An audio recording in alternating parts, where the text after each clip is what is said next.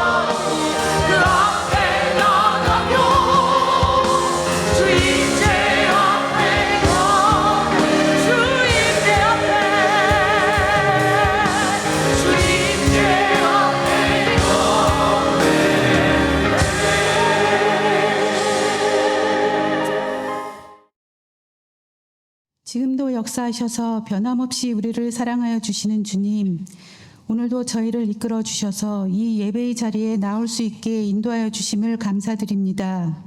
준비 찬양을 하고 준비 기도를 하며 다시금 깨닫는 것은 우리는 주님의 은혜 없이는 한순간도 살 수 없는 존재라는 것입니다. 저희가 생각지 못한 시간에도 동행하여 주시고 같이 한 주를 살아주신 주님의 크신 은혜에 감사드리며 영광과 찬양을 올려드립니다. 지난 한 주간을 돌아봅니다. 성령님과 함께 동행하며 감사하는 시간을 보내신 성도님도 계실 테지만 저처럼 어느 한순간 자녀답지 못한 생각과 행동을 하고 넘치는 감사함을 잊고 불평하며 이웃을 돌아보지 못하고 달려왔음을 고백합니다. 회개하오니 저희의 믿음 없음을 용서하여 주시옵소서. 이번 한 주간은 저희가 같은 죄를 짓지 않도록 깨어 기도하며 믿음으로 승리하게 인도하여 주시옵소서. 그리고 혹 이 시간 저희가 아뢰지 못한 죄가 있으면 말씀으로 생각나게 하시고 보게 하셔서 진심으로 회개하고 결단하며 주님의 자녀다운 새 옷을 입고 나아가도록 은혜 내려 주시옵소서. 사랑의 주님, 지금 이 자리에 회개했던 지난 한 주의 모습처럼 그런 자신의 연약한 모습에 또 실망하며 주저앉는 분도 계실 테고 또는 여러 모양으로 힘든 삶에 지쳐 낙심하고 넘어져 있는 분들도 계실 것입니다. 또는 고국에 계신 부모님 때문에 마음 아파하시고 육신의 질병으로 지치고 고단한 성도님도 계실 텐데 오늘 이 예배를 통하여 주님의 말씀으로 위로받고 회복되고 한 주간의 고단함이 다 녹아질 수 있도록 은혜 내려 주시옵소서. 또한 우리 모두가 선포되는 주님의 음성에 귀 기울이고 내밀어 주시는 주님의 손을 붙잡고 힘을 얻어 다윗처럼 새로운 소망을 노래하며 담대히 나아가도록 우리의 믿음을 더하여 주시옵소서. 그리하여 부활하신 주님을 만난 자들이 느끼는 기쁨과 평강을 가득히 누리는 한 주의 삶이 되게 인도하여 주시옵소서. 만물을 주관하시는 주님, 주님의 계획하심 아래 이 땅에 세우신 우리 한인 장로교회를 위해 기도합니다. 모든 민족에게 복음을 전하라는 주님의 명령에 따라 선교를 우선순위에 두고 사명을 감당하고자 계획한 일들이 있습니다. 먼저 복음을 들고 나갈 제자를 양육하기 위해 교육관을 건립하는 중에 있습니다. 또한 주신 달란트를 사용하여 성가되는 찬양제로 선교에 동참하고자 합니다. 성도들이 드린 주님의 재정으로 여러 나라에서 사역하고 계신 선교사님께 물질로 동역하고 있고 현지에 가서 짧은 시간이지만 섬기려 합니다. 사람이 길을 계획할지라도 그 길을 인도하시는 분은 여호와시라 하셨습니다. 계획하고 준비하는 모든 과정에 주님이 임재하셔서 친히 주관하여 주시고 그 일을 감당하는 모든 분들은 기도하며 주님이 주시는 영적 지혜로 나아가 넘치거나 부족함 없이 형통하게 잘 준비되게 인도하여 주시옵소서. 또 한 가지, 이제 임직자를 세우고자 합니다. 온 교인이 이것을 위해 기도하게 하시고 주님을 경외하고 겸손히 순종하며 헌신하는 많은 믿음의 일꾼들을 허락하여 주시옵소서. 이 모든 일들을 통하여 주님의 영광만을 드러내는 주님의 기쁨이 되는 한인 장로교회로 삼아 주시옵소서. 또한 지체인 우리는 말씀 위에 하나 되어 서로 세워주고 인내하고 돌보며 주님의 사랑을 나누는 참 공동체가 되게 하여 주시옵소서. 주님의 말씀을 전하실 담임 목사님께 영육간의 강건함을 주시고 가정의 평안함을 허락하여 주셔서 마음껏 주님의 일을 감당하시도록 은혜 내려 주시옵소서. 예배를 돕는 찬양단과 성가대, 음향팀 그리고 자녀들의 영적 성장을 위해 헌신하고 계신 교회학교 선생님들 또한 안내와 주차 봉사, 식사 등 주님의 몸된 교회를 섬기는 여러 손길들을 기억하여 주시고 건강과 평안의 복을 허락하여 주시옵소서. 오늘 선포될 말씀을 기대합니다. 그리고 그 말씀을 표대 삼아 승리하는 한 주를 살아가길 또한 소망합니다. 이 모든 말씀 우리 삶의 주인 되시는 예수님 이름 받들어 기도드렸습니다. 아멘. 우리 새가족분들 오늘 새가족 양육과정 성가대실에서 두 번째 시간 하겠습니다. 오늘 첫째 주일 우리 장로님들 당회하겠습니다. 11월 보시면은 11월 셋째 주는 추수감사주일이 있고요. 다음 주 주일에는 우리가 계속 기도하고 있는 찬양제 있습니다. 또 넷째 주일에는 새가족 환영회 하겠습니다. 존 칼빈 신학교 오늘 있습니다. 오늘 사사기하 룹기 공부하겠습니다. 저희 교회는 매달 둘째 주 세컨 프라이데이는 성령 대망회가 있습니다. 그래서 성령 대망회 제가 설교하고 성령 대망회가 있는 주는 우리 부목사님께서 이번 주 수요 저녁 예배 설교해 주시겠습니다. 찬양제가 이제 다음 주입니다. 여러분 다음 주 저녁 7시 여기입니다. 네, 저기 콘서트홀로 가지 마시고요. 교회로 오세요. 네, 예배 드립시다. 우리 선교하는 교회인데요. 다 같이 하나님 앞에서 먼저 예배 드리고 또 선교의 그 열정을 우리에게 부어주실 줄 믿습니다. 기도와 열정과 또 물질로 함께 해주셔서 내년에는 베트남도 가야 되고 인도네시아도 가야 됩니다. 그래서 사무실에서 10불 바우처 함께 많이 구입해 주시면은 내년도 단기 선교 위해서 전액 준비하고 사용하도록 하겠습니다. 다음 주입니다. 자, 이 올해 이제 끝나기 전에 안수집사 권사 피택 해야 되는데요. 후보 수락 질의서를 발송했습니다. 그래서 받으시고 많이 안수집사 한 10명, 권사님들 10명 최소 이렇게 나와서 우리 다 합시다. 다 하고 네, 받아서 정말 리더십을 키워서 지경이 넓어져서 더 많은 양들을 하나님께서 마음껏 맡겨주시는 그런 건강한 목장으로 성장했으면 좋겠습니다. 혹시 수락 질의서를 받지 못하신 분들 저희가 실수할 수 있습니다. 그래서 양해해 주시고 사무실에 꼭 말씀해 주시기 부탁드리겠습니다. 교인 주소록 업데이트 현관과 본당에서 확인해 주시고요. 혹시 주소를 옮기시면 항상 사무실에 업데이트 해 주시기를 부탁드리겠습니다.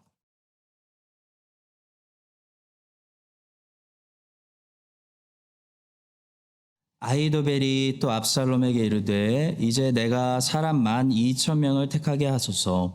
오늘 밤에 내가 일어나서 다윗의 들을 추적하여 그가 곤하고 힘이 빠졌을 때에 기습하여 그를 무섭게 하면 그와 함께 있는 모든 백성이 도망하리니 내가 다윗 왕만 쳐 죽이고 모든 백성이 당신께 돌아오게 하리니 모든 사람이 돌아오기는 왕이 찾는 이 사람에게 달렸음이라. 그리하면 모든 백성이 평안하리이다 하니 압살롬과 이스라엘 장로들이 다 그 말을 옳게 여기더라. 압살롬이 이르되 아렉 사람 후세도 부르라. 우리가 이제 그의 말도 듣자 하니라. 후세가 압살롬에게 이르매 압살롬이 그에게 말하여 이르되 아히도벨이 이러이러하게 말하니 우리가 그 말대로 행하랴. 그렇지 아니하거든 너는 말하라 하니 후세가 압살롬에게 이르되 이번에는 아히도벨의 베푼 계략이 좋지 아니하니이다 하고 또 후세가 말하되 왕도 아시거니와 왕의 아버지와 그의 추종자들은 용사라. 그들은 들에 있는 곰이 새끼를 빼앗긴 것 같이 격분하였고 왕의 부치는 전쟁에 익숙한 사람인즉 백성과 함께 자지 아니하고 지금 그가 어느 굴에나 어느 곳에 숨어 있으리니 혹 무리 중에 몇이 먼저 엎드러지면 그 소문을 듣는 자가 말하기를 압살롬을 따르는 자 가운데서 패함을 당하였다 할지라. 비록 그가 사자 같은 마음을 가진 용사의 아들일지라도 낙심하리니 이는 이스라엘 무리가 왕의 아버지는 영웅이요 그의 추종자들도 용사인 줄 알미니이다. 나는 이렇게 계략을 세웠나이다. 온 이스라엘을 단부터 브엘세바까지 바닷가의 많은 모래같이 당신께로 모으고 친히 전장에 나가시고 우리가 그 만날 만한 곳에서 그를 기습하기를 이슬이 땅에 내림같이 우리가 그의 위에 덮여 그와 그 함께 안에 있는 모든 사람을 하나도 남겨두지 아니할 것이요 또 만일 그가 어느 성에 들었으면 온 이스라엘이 밧줄을 가져다가 그 성을 강으로 끌어들여서 그곳에 작은 돌 하나도 보이지 아니하게 할 것이니이다 하매 압살롬과 온 이스라엘 사람들이 이르되 아렉 사람 후세의 계략은 아히도벨의 계략보다 낫다 하니 이는 여호와께서 압살롬에게 화를 내리려 하사 아히도벨의 좋은 계략을 물리치라고 명령하셨음이더라. 아멘.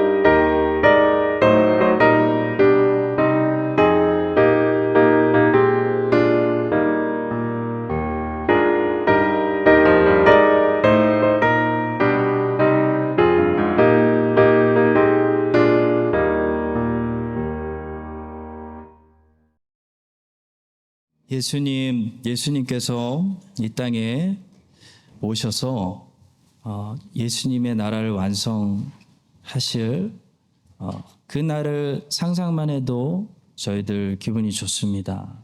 주님 그때까지 주님의 멍에를 메며 이 땅에서 바울과 같이 표대를 향하여 복음을 전도하는, 증거하는 그런 이 종의 소명을 저희들 잘 감당하게 하여 주시옵소서.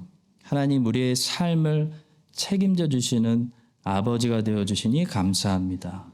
하나님 우리가 생각하시는 최고의 선한 육신의 아버지보다 더 사랑스러우시고 더 지혜로우시고 죽지도 아니하시고 우리를 떠나지 않으시는 하나님 아버지를 저희들 매일 배우고 알게 하여 주시고 염려 근심 걱정하지 않고 아버지의 이름을 먼저 생각하고 아버지의 나라와 아버지의 명예를 위해서 싸울 수 있는 그런 자녀들 되게 하여 주시옵소서. 저희들 물질 모았고 이번 한 주도 여러 가지 모양으로 많은 성도들이 순종과 기도와 또 헌신을 모았습니다. 주님 받아주시고 새로운 한 주에는 더 많은 주의 백성들이 더 자원하는 기쁨 넘치는 마음으로 하나님께 드릴 것을 기쁨으로 가져오는 그런 복된 우리 교회 재단이 되게 하여 주시옵소서. 하나님 새롭게 채워주시옵소서. 주의 백성들 질병 걸리지 않도록 하시고 우리 가운데 질병 제거하시고 하나님 관계에 평화를 주시며 또 경제도 어렵고 하는 이때에 주의 백성들의 창고와 기름병을 하나님 생각하여 주시옵소서. 감사하며 축복하며 예수 그리스도의 이름으로 기도합니다. 아멘.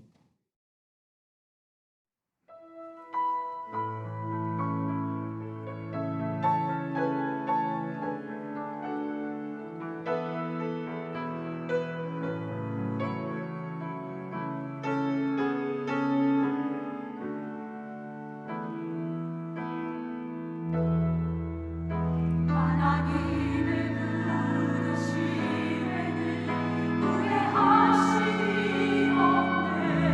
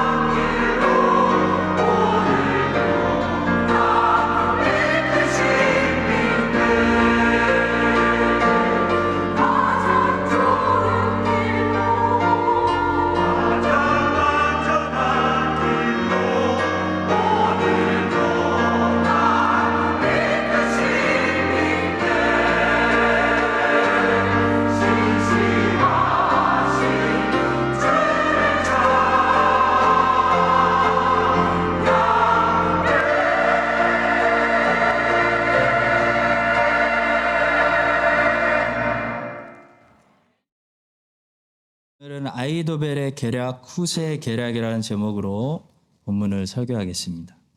오늘 본문을 묵상하면서 세 가지 단어를 좀 생각할 건데요. 시간, 한 사람, 섭리라는 단어입니다. 오늘 이 세 가지 단어들을 중심으로 이 본문을 보면서 본문이 우리에게 말씀하시는 메시지를 듣고 또 본문이 계시하는 우리 하나님의 귀하신 놀라운 속성을 살펴보도록 하겠습니다. 자, 첫째로 시간부터 보겠습니다. 조급해하지 말고 시간을 가지고 신중하라는 메시지를 듣게 됩니다. 이 본문은 무슨 이야기냐면 압살롬에게 아이도벨이 작전을 말하고 또 후세가 작전을 말하는 그런 내용인데요. 재밌습니다. 아이도벨의 작전은 한마디로 즉시라는 말이었고요. 후세는 다른 말로 신중히라고 말했습니다. 아이도벨의 작전은 즉시 다윗을 쫓아가서 다윗을 제거하자였습니다. 반면에 후세 작전은 다윗과 부하들은 그렇게 만만한 사람들이 아닙니다.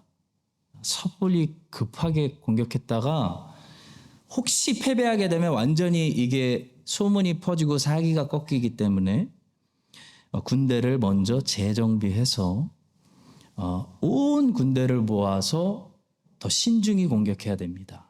이 후세의 말이었어요. 자, 후세가 이 모략을 말한 것은 사실 다윗을 돕기 위함이었습니다. 다윗에게 지금 가장 필요한 것은 숨 돌릴 시간입니다. 재정비할 시간입니다. 다윗은 지금 곤하고 힘이 빠져 있기 때문에 아이도벨의 판단처럼 만약에 급히 이 군대가 들이닥치면 굉장히 위험한 상태에 있었어요. 매튜 헤니는 여기서 이런 주석을 달았습니다. 지금 이 급박한 순간에 다윗에게 있어 가장 절실한 것은 바로 시간이었다.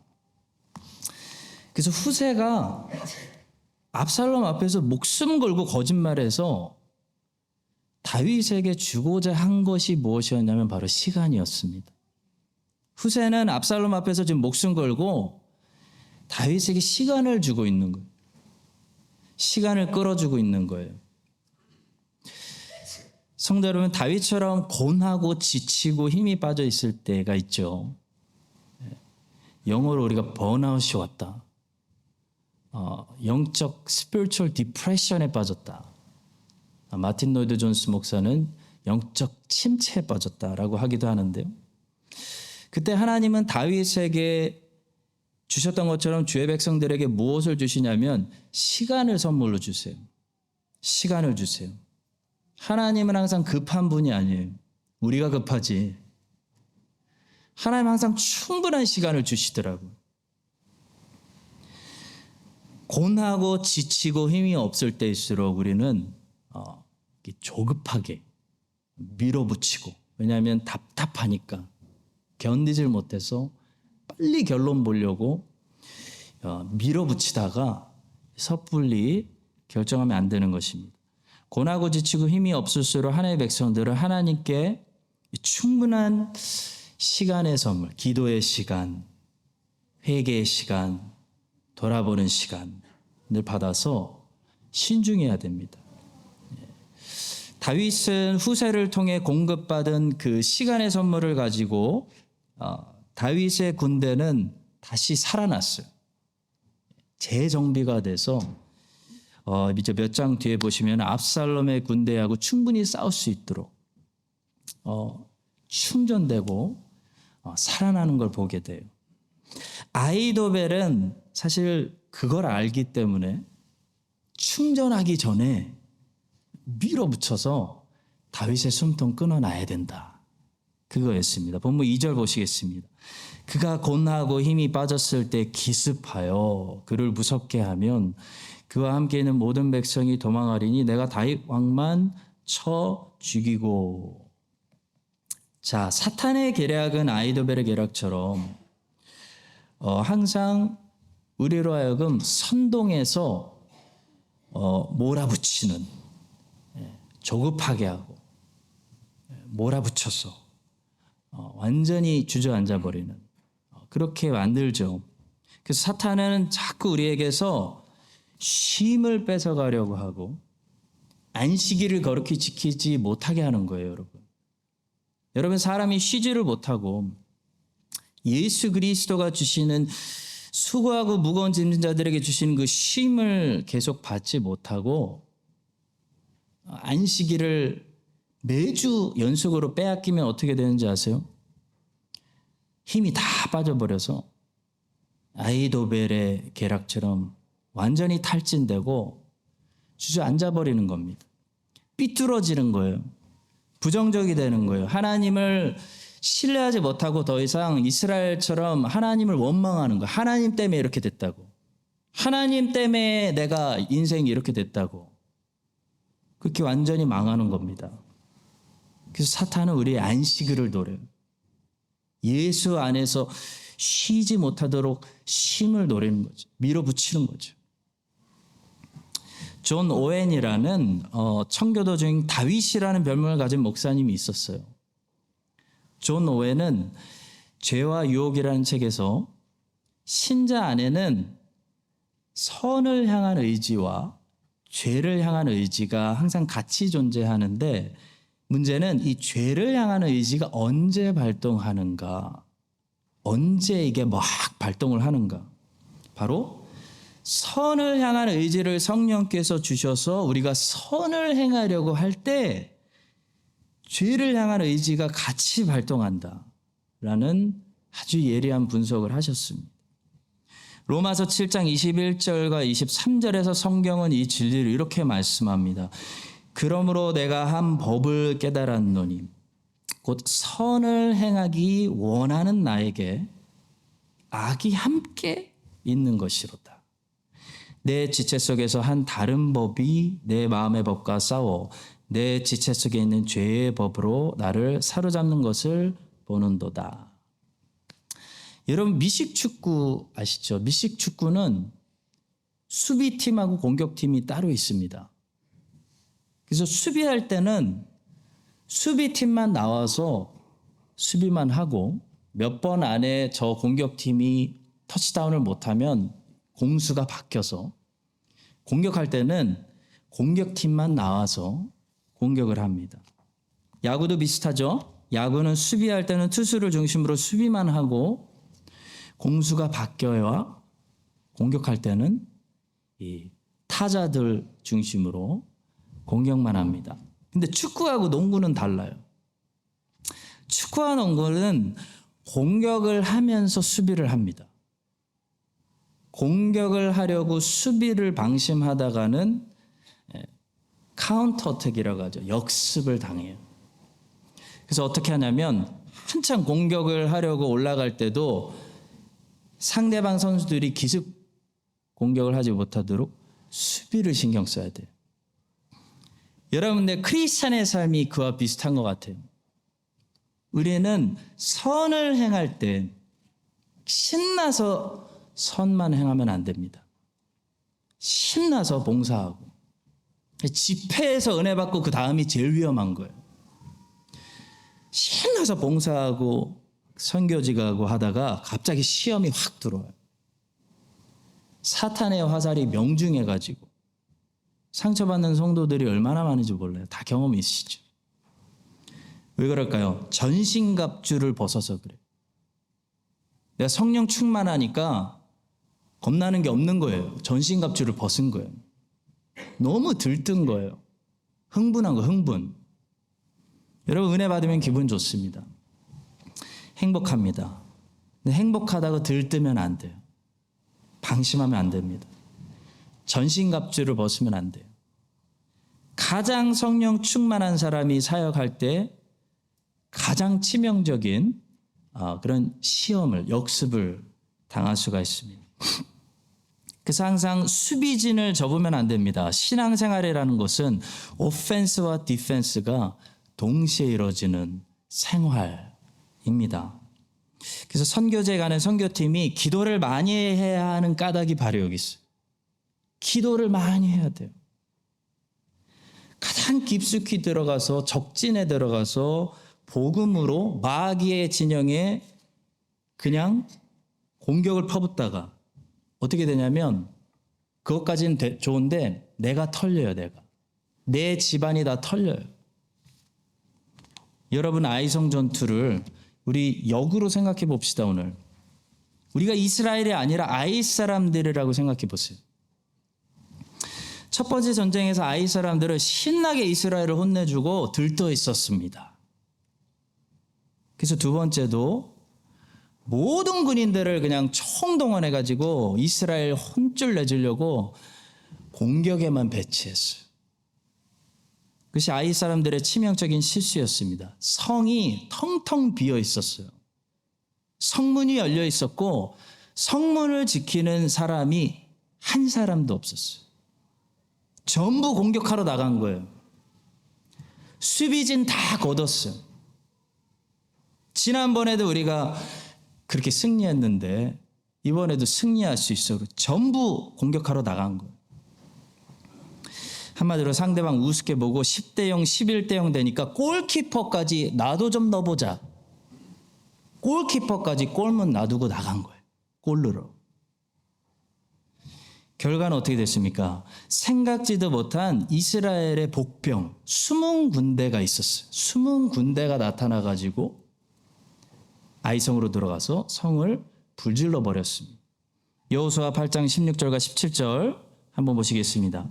그 성읍에 있는 모든 백성이 그들을 추격하려고 모여 여호수아를 추격하며 유인함을 받아 아이 성읍을 멀리 떠나니 아이와 베델에 이스라엘을 따라가지 아니한 자가 하나도 없으며 성문을 열어놓고 이스라엘을 추격하였더라. 성문 열어놓고 나갈 때가 우리가 얼마나 많은지 몰라요, 여러분. 아이성과 같이 막 사역하다가 자기 영혼의 집에 이 숨어있는 마귀의 복병들에게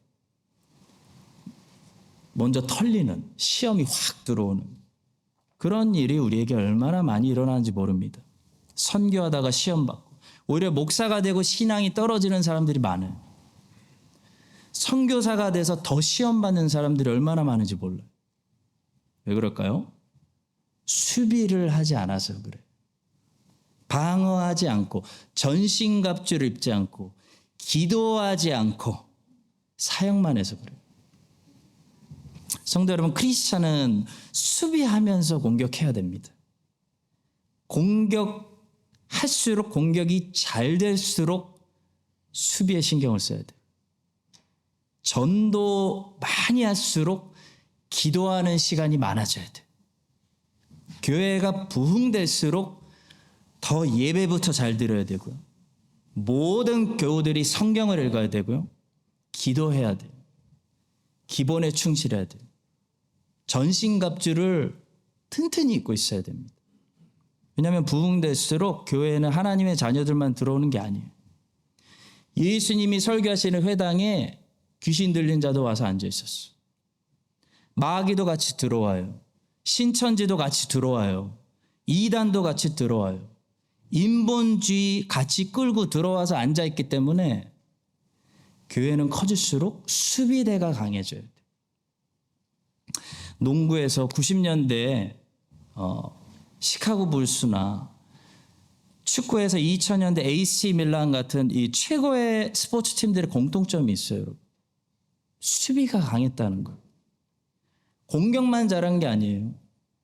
수비를 최고 잘하는 선수들로 구성이 되어 있었어요. 다윗이 후세를 통해 공급받은 그 시간의 선물을 통해서 다윗이 살았습니다. 다윗이 재정비한 거예요. 다윗과 다윗의 온 군대가 압살롬의 군대와 싸워도 지지 않도록 다시 충전되고 재정비가 된 것처럼 우리의 쉼을 빼앗고 우리를 바쁘게 벼랑 끝으로 몰아붙이려는 그 아히도벨의 계략을 주께서 항상 멸하여 주시고 우리에게도 다윗에게 주신 항상 그 예수 그리스도 안에 있는 쉼을 주시고 안식일을 주셔서 수비진을 강하게 하고 힘이 충전되는 여러분과 제가 되어서 다시 일어나 한 주간도 복음 들고 싸울 수 있도록 오늘 안식일에 안식과 회복의 복을 넉넉하게 여러분들에게 채워주시기를 예수님의 이름으로 축복합니다. 두 번째로 주목할 단어는 한 사람입니다. 한 사람. 여러분, 포스트 모더니즘 세상 속에서 사탄이 노리는 게 뭘까요? 곰곰이 생각해 보셔야 돼요. 사탄이 제거하려고 노리는 것은 생각보다 많지 않아요. 많은 거에 분산되어서 많은 거 제거하려고 하지 않아요. 딱 한 곳에 집중되어 있는데 바로 하나님의 말씀이에요.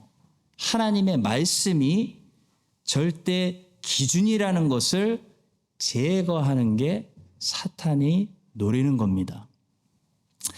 아이도벨의 계략과 후세의 계략은 아까 말씀드린 대로 즉시와 신중이라는 시간적인 차원에서만 차이가 있었던 것이 아니고요. 여러분 자세히 읽으시면 후세의 계략이 다윗의 온 군대와 싸우는, 그러니까 이스라엘 압살롬 온 군대와 다윗의 온 군대가 싸우게 하는 계략이었다면 아히도벨의 계략은요, 다윗의 온 군대와 싸우는 계략이 아니었어요. 아히도벨의 계략은 다윗 한 사람을 제거하는데 집중되어 있는 계략이었어요. 왜냐하면 다윗 한 사람 제거하면 다윗 따르고 있는 이 모든 사람들 어떻게 된다는 거예요? 아무것도 아니라는 거예요. 압살롬에게 붙는다는 거예요. 아히도벨은 그걸 알고 있어요. 1절부터 3절 자세히 보시겠습니다. 먼저 1절입니다. 아히도벨이 또 압살롬에게 이르되 이제 내가 사람 12,000명을 택하게 하소서. 오늘 밤에 내가 일어나서 다윗의 뒤를 추적하여. 아히도벨의 계략은 다윗 군대 전멸하자는 게 아니고 다윗만 제거하려고 했기 때문에 자기에게 12,000명만 달라고 하는 겁니다. 그리고 계속 2절과 3절 보십시오. 그가 권하고 힘이 빠졌을 때 기습하여 그를 무섭게 하면 그와 함께 있는 모든 백성이 어떻게 돼요? 도망하리니 내가 다윗 왕만 쳐 죽이고 모든 백성이 어떻게 돼요? 당신께 돌아오게 하리니. 모든 사람이 돌아오는 여부는 누구에게 달렸다는 거예요? 왕이 찾는 바로 그 사람 다윗에게 달렸습니다. 그리하면 모든 백성이 평안하리. 아히도벨의 계략이 정확한 거예요, 여러분. 다윗만 제거하면요, 다윗 따랐던 사람들 다 압살롬에게 붙는다. 아히도벨의 계략인데요, 오늘날 포스트 모더니즘 세상에서 사탄이 하려는 계략이 뭐냐면요, 말씀만 제거하잖아요. 그러면은 기독교인의 겉표지를 가지고 있던 교회가 1,000명이든 2,000명이든 다 예수 그리스도를 따르는 게 아니라 압살롬을 따르게 된다. 마귀 사탄을 따르게 된다. 그래서 동성애도 지지하고 할 거 다 하게 된다. 이게 사탄의 계략인 거예요. 사탄이 노리는 거 딱 하나입니다. 절대 기준인 하나님의 말씀, 교회에서 제거하는 거예요. 그것만 제거하면요, 겉으로 기독교인이라고 뭐 아무리 외쳐도 동성애 지지하는, 겉으로만 기독교인들이 가짜 기독교인들로 세상에 넘치게 할 수 있어요. 사탄은 다 압살롬을 따르는 사람들이 되는 거예요. 예수 그리스도를 따르는 게 아니고. 성도 여러분, 적이 뭘 노리는지 알아야 전쟁을 승리할 수 있는데요, 엉뚱한 데를 우리가 짚으면 안 됩니다. 사탄이 노리는 거, 태초부터 사탄이 노리는 거, 하나님 말씀이 절대 기준이 아니라는 거예요. 여호와께서 너에게 참으로 말씀하시되 선악과를 먹지 말라고 하시더니, 하나님 말씀에 퀘스천을 다는 거예요. 하나님 말씀이 정말 신뢰할 수 있는 절대 기준 맞냐? 이게 사탄의 공격 부분이에요. 여러분, 이 말씀만 해체시키면 포스트 모더니즘 세상 만들어서 마음대로 압살롬을 따르도록, 마귀 사탄을 따르도록 만들 수 있습니다. 반면에 적이 이걸 노리고 있구나라는 거를 알아서 이것만 지키면 아무리 적이 여러 가지 모양으로 공격을 하고 유혹을 해와도 적을 이길 수가 있습니다. 그게 뭐죠? 하나님 말씀이 변하지 않는 모든 것의 절대 기준이다라는 진리를 우리가 믿고 지키는 거예요. 이것을 지키는 사람은 세상이 아무리 변해도요 절대로 못 이겨요. 이 사람 못 이겨요. 성도 여러분, 기독교인들은 바르다라는 말을 성경적이다라는 말로 이해하고 사용하는 겁니다. 그리스도인들에게는 성경적인 것이 옳은 것이고 바른 것이에요. 그리스도인들에게 정경은 성경입니다. 성경. 근데 이 정경이라는 헬라어 카논은 줄이라는 뜻을 가지고 있어요. 줄. 줄이 있어야 이 줄을 기준으로 볼 때 이게 지금 투마치인지 날이 나쁜지 너무 큰지 너무 작은지를 알 수가 있어요. 줄이 키를 재는 기준입니다. 여러분, 줄이 다르면 골치가 아파요. 그래서 미국 가면 머리가 아픈 거예요. 킬로미터가 아니라 마일을 쓰잖아요. 마일을. 그래서 여러분, 미국에서 혹시 운전하시게 되면 그 90이라고 써 있다고 90km인 줄 알고 밟으시면 큰일 나요. 150km 달리는 거예요. 150km. 90마일이에요. 포스트 모더니즘. 줄이 없는 세상. 각자 상대적으로 내가 줄을 정하고 나만 만족하면 된다는 이 세상 속에서 우리가 바르게 살려면, 그래서 복을 받으려면 줄을 알아야 돼요. 줄에 민감해야 돼요. 그래서 줄을 기준으로 투마치인지 not enough인지를 계산해야 돼요. 성경이 줄입니다, 여러분. 성경이 요즘 유행하는 그거에 대해서 뭐라고 말하는지를 알아야 돼요. 성경 공부를 통해서. 하나님은 어떻게 생각하시는지를 들어야 돼요. 구약의 이스라엘의 흥망성쇠는 선지자를 통해 선포되는 그 하나님 말씀을 듣느냐 안 듣느냐에 있었습니다. 그들이 망한 것은 죄를 져서가 아닙니다. 죄는 항상 졌습니다. 유다가 국가적으로 멸망당한 것은 예레미야 선지자의 말을 안 들어서 그랬어요. 북이스라엘이 망한 것은 아모스와 호세아의 선지자의 말을 안 들어서 망한 거예요. 하나님의 말씀은 언제나 죄에 대한 심판이 있습니다. 죄를 못 짓게 합니다. 죄를 책망합니다. 그렇기 때문에 죄를 짓기 원하는 사람이 하나님 말씀을 안 듣는 거예요. 근데 그 죄에 대한 심판과 더불어 하나님 말씀은 살 길, 은혜로 구원받을 수 있는 피할 길을 같이 제시해요. 그래서 듣기 싫어도, 죄에 대한 책망이 싫어도 하나님 말씀을 들으면 이 죄에 대한 멈춤, 제지, 심판과 동시에 살 길을 알려주세요. 그래서 말씀을 듣는 자는 사는 거예요. 그게 구원이에요, 구원. 근데 유다는 예레미야를 통해 선포되는 하나님 말씀에 귀를 닫아버렸어요. 이스라엘은 아모스와 호세아 선지자를 통해 회개하고 돌아오면 산다라는 하나님 말씀에 귀를 닫아버린 거예요.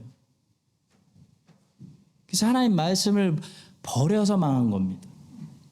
기준을 버리니까 여러분 제일 무서운 게 뭔지 알아요? 망해 가는 것도 깨닫지 못했어요. 기준이 없으니까 이게 투마치여도 투마치인지를 모르는 거예요. 그래서 유다는 자기들이 망해 가는데도 몰랐어요. 망하는지. 망하고 나서 알았어요. 망했구나. 기준이 없으니까. 캘리포니아에 계시는 존 메가더 목사님은 1939년생이시니까 올해 84세이십니다. 존 메가더 목사님은 현재 담임하고 계시는 그레이스 커뮤니티 교회에서 평생 심호하셨어요. 40년 넘게 제 나이만큼 심호하신 거예요. 이번 주에 제가 책을 읽으면서 이분이 어떻게 목회의 부르심을 받게 되었는지 고백하시는 부분을 읽었습니다. 목사가 되지 않는 것은 두려운 일이다. 내가 18세였을 때 주님은 시속 113km로 달리는 차 밖으로 나를 던지신 적이 있다. 나는 등이 바닥을 향한 채로 떨어졌고 약 100m를 미끄러졌다. 하지만 하나님의 은혜로 죽지 않았다. 의식도 잃지 않고 고속도로에서 일어났을 때 나는 그리스도를 섬기는 일에 내 삶을 드렸다. 하나님이 내게 원하시는 것, 즉 그분의 말씀을 전하는 일을 더 이상 거부하지 않겠다고 말씀드렸다. 그 후로 참 세상이 뭐라 그래도 하나님 말씀을 부끄러워하지 않고 전하는 이 존 메가더 목사님을 볼 때마다 참 힘을 얻습니다. 저도 이렇게 직설적으로 설교를 해도 될까? 교인들이 너무 싫어하지 않을까라는 생각이 들 때마다 존 메가더 목사님의 설교를 들으면서 진리는 세게 전해도 사람들이 다치는 것이 아니라 오히려 사람을 구원하는 것이구나. 오히려 진리를 예쁘게 감출 때 사람들이 다치는 거구나 라는 것을 배웠습니다. 존 메가더 목사님의 인생을 보면서 하나님의 말씀을 타협하지 않고 부끄러워하지 않고 하나님의 말씀을 고집하는 사람은 말씀이 그 사람을 배신하지 않고 말씀이 그 사람을 지킨다는 것을 제가 봤어요. 그런데 반대로 우리가 포스트 모더니즘 세상 속에서 요즘 그런 기준을 제시하면 어떻게 세상이 어떤데 그 프레셔 때문에 하나님 말씀을 부끄러워하면요 하나님도 우리를 부끄러워하신다는 사실을 부끄러움을 이미 당하고 있는 많은 현대 교회들의 모습을 우리가 보게 돼요. 누가복음 9장 26절 누구든지 나와 내 말을 부끄러워하면 인자도 자기와 아버지와 거룩한 천사들의 영광으로 올 때 그 사람을 부끄러워하리라. 요즘은 이 사이콜로지, 세속적 심리학을 그러니까 세큘러 사이콜로지를 교회에 융합시키려고 하는 그런 교회가 굉장히 많아요. 이게 유행이에요, 유행. 자, 그런데 1993년 11월 타임지에 현대 심리학의 혼란에 대한 글이 하나 실렸어요. 제목은 프로이트는 죽었는가? 라는 제목이었어요. 이게 무슨 사인이었냐면요. 제가 설명해 드릴게요. 한마디로 세속 세상이 현대 심리학에 점점 불만을 느껴가지고 문제 지적을 하기 시작한 그런 사인이었어요. 이 심리학 이거 맞는 거냐?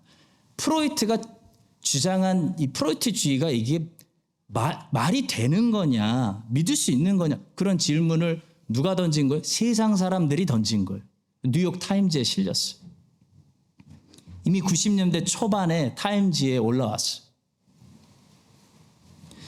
세속 세상은 이미 90년대 초부터요. 이 심리학에 대해서 불만을 점점 느끼고 있었다는 거예요. 해소가 안 되는. 세속 세상은 점점 심리 치료 업계에 대한 불만이 쌓여가고 있었던 그때에 복음주의에서 뭐 했는지 아세요? 복음주의에서는 필사적으로 세속적 심리학, 이 최신 잘 나가는 거 성경적 진리에 결합시키기 위해서 노력을 했어요. 교회에 가져와서 쓰려고 노력했어요. 세상은 점점 더 심리학에 대해서 의심의 눈초리를 바라보는 반면에 기독교인들은 점점 더 심리학에 전념하는 일을 했다고요. 그게 최고 유행하는 건 줄 알고 그게 여전히 뜨고 있는 건 줄 알고. 여러분, 하나님의 말씀을 떠나는 교회는요, 세상에서 웃음거리가 되는 거예요. 하나님의 말씀을 떠난 교회는 세상의 뒷공무니를 쫓아가며 좋은 거 안 떨어지나 구걸하는 바보가 되는 거예요. 하나님의 말씀을 떠난 교회는 항상 세상에서 최신 유행하는 것들에 민감해요. 그래서 유행하는 것들을 교회에 접목시키려고 하는데요. 문제는 그게 잘 안 돼요. 그걸 잘 못해요. 그 모습이 얼마나 초라한지. 교회의 접목이 될 시점에는 세상에서는 더 이상 아무도 찾지 않는 한물 관계돼 버려요. 그래서 교회는 항상 뒤처졌다는 소리를 들어요. 촌스럽다는 소리를 들어요. 음악도 그렇고 심리학도 그렇고. 여러분, CCM 가수들이 아무리 노래를 잘해도 아이유가 훨씬 잘해요. 에스파의 닝닝하고 윈터가 노래를 훨씬 더 잘한다고요. 아무리 힐송이 무대를 화려하게 꾸며도요, 힐송이 쓰는 장비, 제가 가봤어요. 많이 가봤어요. 시드니 살 때. KBS 인기가요 쓰는 장비에 비하면요, 구닥다리에 불고요. 아무리 교회에서 상담을 잘해도 세상 상담가들이 훨씬 잘해. 하나님의 말씀을 떠난 교회, 하나님의 말씀을 부끄러워하는 교회는요, 세상에서 잘 나가는 것들을 뒤늦게 주워다가 접목시키는데 그 모습이 우습기 때문에 세상 사람들에게 웃음거리가 되는 거예요. 성도 여러분, 교회는 교회에게 주신 것을 사용해야 됩니다. 교회만 할 수 있는 소명을 받았어요. 교회만, 세상 어디에서도 돈 주고 살 수 없는, 교회만 가지고 있는 무기를 주님이 주셨어요. 그것이 말씀이에요. 말씀. 복음이에요. 복음. 성령의 검. 그래서 우리 교회 오실 때 딴 걸 기대하고 오시면 안 돼요. 딴 거 저희 교회 드릴 거 없어요, 여러분. 없어요. 하나님의 교회가 드릴 것은 진리의 말씀밖에 없어요. 그래서 우리 교회는 새가족 양육과정에서도 딴소리 안 하고 성경 공부해드리는 거예요. 교회가 줄 수 있는, 교회가 줘야 되는 복음을 드리겠다는 거예요. 진리를 가르쳐 드리겠다는 거예요. 성도 여러분, 아이도벨의 계략은 다윗 한 사람 제거하는 계략이었습니다. 다윗만 제거하면 저 사람들 전부 압살롬 따라오게 된다. 마찬가지로 사탄은요, 말씀을 제거하려고 하는 거예요, 지금. 말씀 제거시키면 아무리 기독교인들이 평화를 외쳐도 말씀 없는 평화, 말씀 없는 사랑, 말씀 없는 인권 외쳐도 그 인권은 여호와의 편에서는 인권이 아니고 마귀의 편에서는 인권이기 때문이에요. 여러분, 이 사실을 기억하시고 여호와의 말씀으로 이 포스트 모더니즘, 온 세상과 우리 함께 맞짱을 떠서 루터처럼, 바울처럼 여호와의 말씀의 편에 설면 하나님의 어떤 언약하신 말씀이 적용이 되기 시작하냐면 너희 5명이서 100명 이긴다. 너희 100명이서 10,000명 쫓아낸다. 루터 혼자서 여호와의 말씀의 편에 서니까 루터 혼자서 로마 카톨릭 이긴 거예요, 여러분. 여호와의 말씀의 편에 서는 자는 존 메가더 목사님 혼자서 캘리포니아 전체를 이기고 있는 거예요. 여호와의 말씀의 편에 서서 우리 교회가 온 세상 다 들어와. 포스트 모더니즘 온 세상과 맞짱을 떠서 여호와의 말씀이 이기는 것을, 그 승리를 경험하시는 여러분과 저의 인생이 될 수 있기를 예수님의 이름으로 간절히 축원합니다. 마지막 세 번째로 주목할 단어는 섭리입니다. 섭리. 본문에서 우리는 사람들과 상황 위에서 다스리시고 역사를 주관하시는 하나님의 손길을 보게 됩니다. 그 첫 번째 역사가 어디서 나오냐면요, 5절에 나옵니다. 5절. 갑자기 압살롬의 마음에 후세 이야기도 좀 들어보자 라는 마음이 들었어요. 이게 하나님 섭리예요, 섭리. 하나님이 마음을 줘버리시고 생각을 넣어버리시면 사람이 어쩔 수 없는 거예요, 여러분. 이걸 하나님의 섭리라고 불려요. 하나님의 섭리 보겠습니다. 5절입니다. 압살롬이 이르되 아렉 사람 후세도 부르라. 우리가 이제 그의 말도 듣자. 이거 안 했으면 압살롬이 아히도벨의 말 듣고 가서 무조건 이기는 건데 이거 해서 압살롬이 후세의 말 듣게 되고 후세의 말 들어서 실패하는 겁니다. 쿠데타에. 자, 본문 14절은 이렇게 된 것이 우연이 아니었다. 압살롬의 실수도 아니었다. 이렇게 된 것이 압살롬을 심판하시는 하나님의 섭리였다. 우리에게 해석을 해주고 있어요. 본문 14절은 해석이 있어요. 보시겠습니다. 압살롬과 온 이스라엘 사람들이 이르되 아렉 사람 후세의 계략은 아히도벨의 계략보다 낫다 하니 이는 여호와께서 압살롬에게 화를 내리려 하사 아히도벨의 좋은 계략을 물리치라고 명령하셨습니다. 여호와께서 명령하셨다는 것을 압살롬의 귀는 듣지 못해요. 압살롬의 눈은 알지 못해요.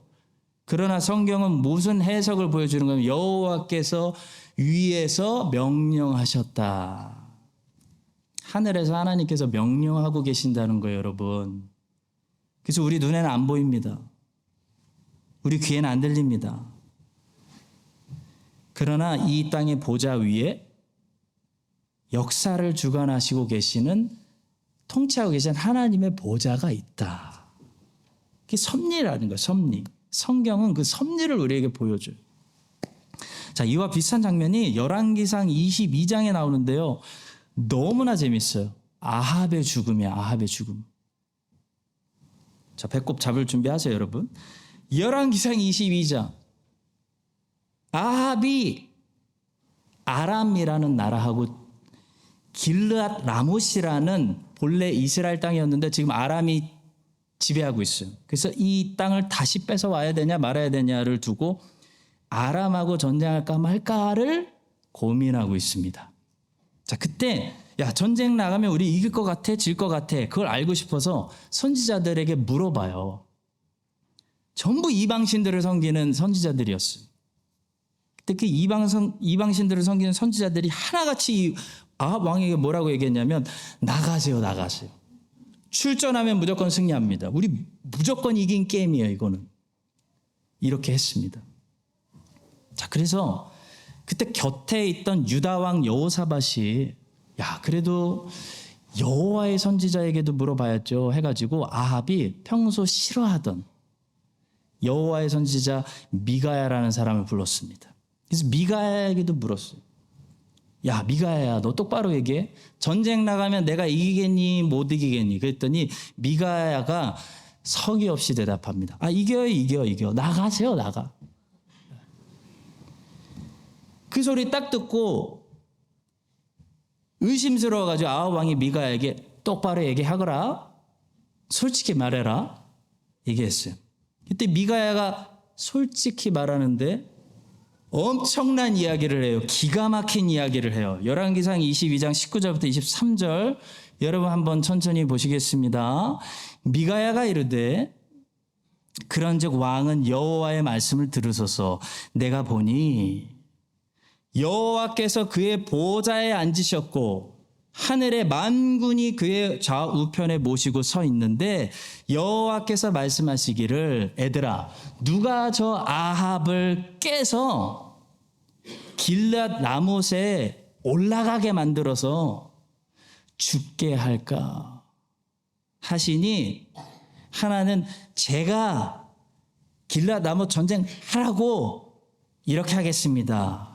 제가 밀어붙이겠습니다 하였는데 한 영이 나와 여호와 앞에 서서 말하되 제가 그를 꾀겠습니다. 여호와께서 그에게 이르시되 어떻게 할 건데 이르되 내가 나가서 거짓말하는 영이 되어 그의 모든 선지자들의 입에 있겠나이다. 여호와께서 이르시되 허락한다. 너는 꾀겠고 이루리라. 나가서 해라. 명령 떨어졌어요. 이제 여호와께서 이렇게 거짓말하는 영을 왕의 모든 선지자의 입에 넣으셨고 왕이시여 나가소서 승리합니다. 여호와께서 왕에 대하여 화를 말씀하셨습니다. 하나님께서 하늘 보좌에 앉으셨어. 이 땅의 역사들을 다스리고 주관하고 계시는 이 하나님의 주권과 섭리를 이렇게 잘 보여주는 장면은 없는 것 같아요. 하나님이 아합을 죽게 하시려고 정하셨더니 땅에서 아합을 둘러싼 선지자들이 자꾸 그런 생각이 드는 거예요. 왕에게 전쟁 나가시라고. 이거 이길 수 있다고. 하는 역사가 일어나서 아합이 그 전쟁 나가서 여러분 죽었어요. 근데 더 기가 막힌 것은, 더 재밌는 것은 아합이 미가야의 말을 들었잖아요. 그래서 불안한 거예요. 불안해. 그래서 그 전쟁에 어떻게 참여했냐면 왕복을 입고 참여한 게 아니라 일반 병사처럼 참여했어요. 일반 병사처럼 정체를 밝히지 않고 참여한 아합에게 어떤 일이 일어났냐고 성경은 코미디예요. 열왕기상 22장 34절과 35절은 이렇게 말씀합니다. 한 사람이 무심코 화를 당겨요. 이스라엘의 왕의 갑옷 솔기를 마친지라. 왕이 그 병거 모든 자에게 이르되 내가 부상하였으니 내 손을 돌려 내가 전쟁터에서 나가게 하라 하였으나 이날에 전쟁이 맹렬하였으므로 왕이 병거 가운데서 붙들려 서서 아람 사람을 막다가 저녁에 이르러 죽었는데 상처에 피가 흘러 병거 바닥에 고였더라. 한 사람이 이스라엘 왕 쏘려고 쏜 게 아니고요. 우연히 무심코 쐈어요. 근데 그 활을 다스리는 하나님의 섭리가 그 활이 아합 왕의 갑옷 솔기를 마치게 했어요. 명중한 게 아니라 빗나가서 상처를 입히게 했다는 거예요, 여러분. 자, 여러분 왜 명중하지 않고 살짝 상처를 입히게 하셨는지 그 이유가 기가 막혀요. 이때부터 아합은 피를 흘리기 시작했어요. 상처가 난 거기 때문에 빨리 피하면 살 수 있어요. 근데 아합이 왕복을 입고 나온 게 아니라 일반 병사처럼 옷을 입고 왔잖아요. 그래서 야, 나 왕이야, 나가야 되는데 나가려고 해도 뒤에서 못 나가게 하는 거예요. 막으라고. 그래서 아합이 하루 종일 피를 흘리면서 전쟁터에서 일반 병사들과 함께 막다가 과다출혈로 사망한 거예요. 여러분, 왜 하나님께서는 화살이 아합의 심장을 명중하지 못하게 하시고 상처를 입히게 하셨을까요?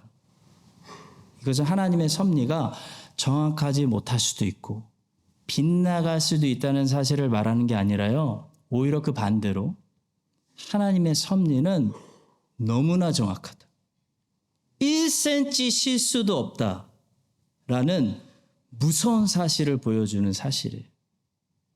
어떤 사람이 우연히 쏜 화살이 아합의 갑옷의 솔기를 맞춰서 아합이 그때부터 피를 흘리며 죽게 하신 것은, 땅에 피를 쏟으며 죽게 하신 것은 하나님의 다음과 같은 말씀이 이루어지게 하기 위함이었어요. 열왕기상 21장 17절부터 19절의 말씀입니다.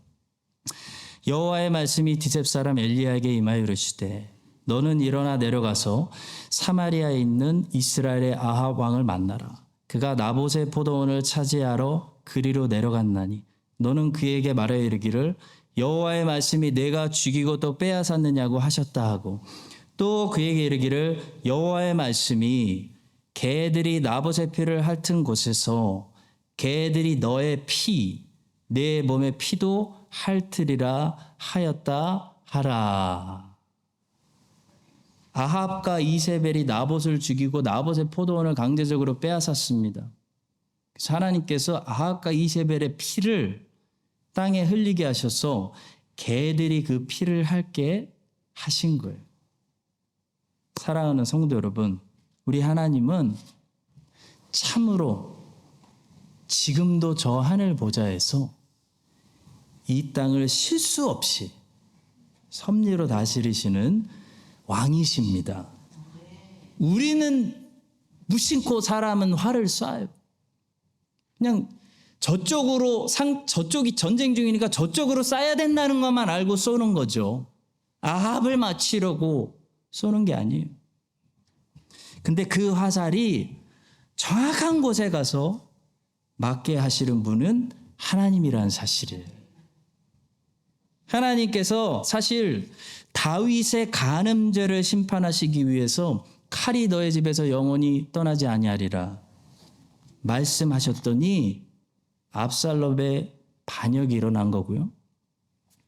또 하나님이 반역하는 이 괘씸한 압살롬을 죽이려고 결심하시니까 아히도벨의 계략이 처음으로 무시당해요. 그리고 어이없이 후세의 계략이 선택되는 일이 일어나요. 하나님이 아합을 죽이려고 작정하시니까 아합 주변의 모사들이 정신이 행해가지고 전쟁에 나가라. 분명히 이긴다고 부추기는 역사가 일어나요. 여러분 이 사실을 기억하시고 우리 하나님을 두려워하시기 바랍니다. 하나님을 경외하며 떨며 두려워하며 그 하나님께 경배드리며 보호자 위에 보호자에서 내 삶 전체를 주관하시는 그 하나님을 신뢰하며 그 안에서 안전함을 느끼며 고민이 있으면 여러분 그분께 기도하시고 도움을 구하며 살아가시는 주의 백성들 다 되시기를 예수님의 이름으로 간절히 축원합니다. 높은 보좌 위에서 온 세상을 주관하시고 통치하시는 왕이시여 왕께 오늘 주의 날 경배하며 엎드립니다. 주의 백성들 불쌍히 여기시옵소서. 화살에게 명하사 화살이 날아오다가 주의 백성들 앞에서 떨어지게 하시고 꺾어지게 하시고 우리가 예측하고 피할 수 없는 모르는 화살들이 주의 백성들을 비껴가게 하여 주시옵소서. 하나님을 경외하고 문제가 있으면 하나님께 먼저 엎드려 기도하며 하나님을 신뢰하며 살아가는 의지하고 살아가는 주의 백성들 다 되게 하여 주시옵소서. 예수님의 이름으로 기도합니다. 아멘. 지금은 온 세상에 우리의 왕이 되시는 예수 그리스도의 은혜와 실패할 수 없는 하나님 아버지의 사랑과 성령 하나님의 교통하심이 아히도벨의 계략이 다윗을 빗나가게 하시는 그 하나님을 우리가 신뢰하며 그 하나님께 맡기며 하나님을 경외하는 모든 주의 백성들 위해 이제부터 영원까지 함께 하시기를 간절히 축원드립니다. 아멘.